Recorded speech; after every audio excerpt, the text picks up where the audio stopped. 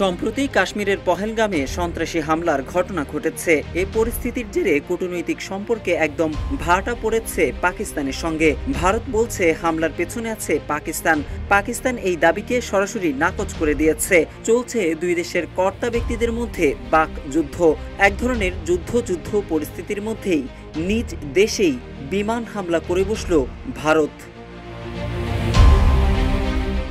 ভারতীয় গণমাধ্যমের বরাতে জানা যায়, মধ্যপ্রদেশের শিবপুরী জেলার বাসিন্দা মনোজ সাগরের বাড়িতে বিমান বাহিনীর একটি জেট থেকে ভারী ধাতব বস্তু পড়েছিল, যার কারণে বাইরের দুটি কক্ষ মারাত্মকভাবে ক্ষতিগ্রস্ত হয়। শিবপুরীর পুলিশ সুপার আমান সিং রাঠোর জানিয়েছেন, বাড়িতে থাকা 4 জনের মধ্যে কেউ ক্ষতিগ্রস্ত হয়নি। ওয়ালটন আবারও মিলিয়নিয়ার অফারে ওয়ালটন ফ্রিজ কিনে আপনিও হয়ে যেতে পারেন মিলিয়নিয়ার।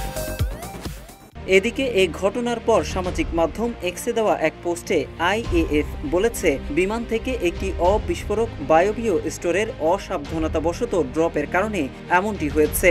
সম্পত্তির ক্ষতির জন্য দুঃখ প্রকাশও করেছে তারা। এ ঘটনার তদন্ত শুরু হয়েছে বলেও জানানো হয়েছে।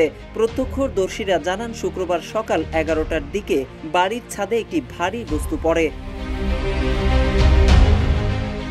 প্রত্যক্ষদর্শীরা আরও জানান, দুর্ঘটনার সময় মনোজ তার সন্তানদের নিয়ে ঘরের ভিতরে খাবার খাচ্ছিলেন। তার স্ত্রী রান্নাঘরে থাকা অবস্থায় বিকট বিস্ফোরণে ছাদটি ফেটে যায় এবং উঠানে প্রায় 8 থেকে 10 ফুট গভীর একটি গর্ত তৈরি হয়। এছাড়া সংশ্লিষ্ট কর্মকর্তারা জানিয়েছেন, বিস্ফোরণের ফলে কম্পন অনুভূত হয়েছে আশেপাশের বাড়িতেও। ঘটনাস্থলে গিয়ে এলাকাটি ঘেরাও করে রেখেছে পুলিশ।